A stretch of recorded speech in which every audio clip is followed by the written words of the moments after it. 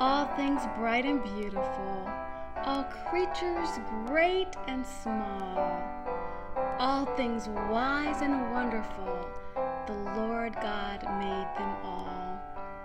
Each little flower that opens, each little bird that sings, He makes their glowing colors, He made their tiny wings. All things bright and beautiful. That was a hymn that was so dear to me growing up as a child, and I think that it really struck a chord with me growing up because it was so descriptive. The purple-headed mountains, the rivers, the birds, their tiny wings, all of that helped to paint a picture for me of God's wonder and His nature and His beauty. And recently I have just been so impressed, not only by the hymn, but by the author of that hymn. The author of that hymn is Cecil Frances Humphreys. And I want to share a little bit about her life with you.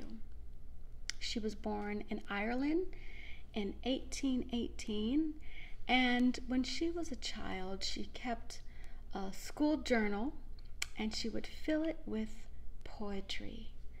When she married Reverend William Alexander, who happened to be the chief bishop at one time of Ireland.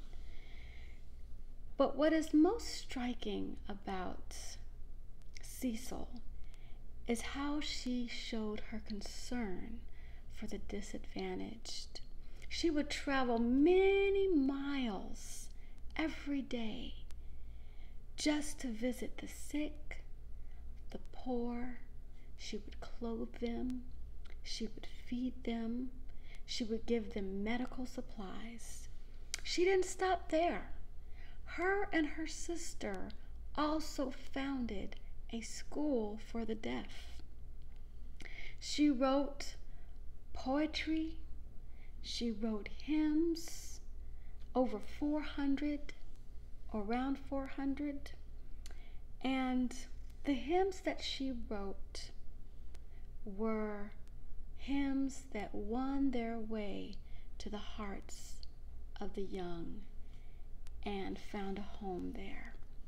And I can testify that the hymn, All Things Bright and Beautiful, definitely found its way to my heart growing up.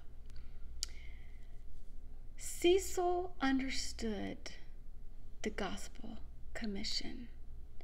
She taught the gospel through her hymns that are still ringing out today and being sung today.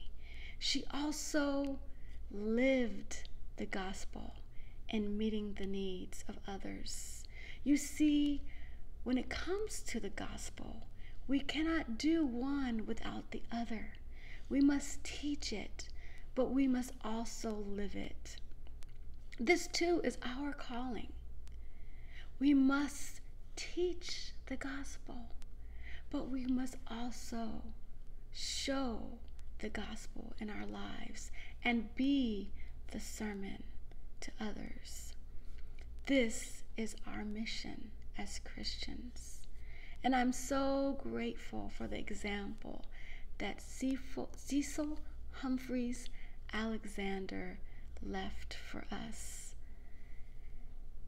I pray that we too can understand our true calling as Christians, that we too can understand our true commission as Christians, and that everything we do can be done to serve and honor God.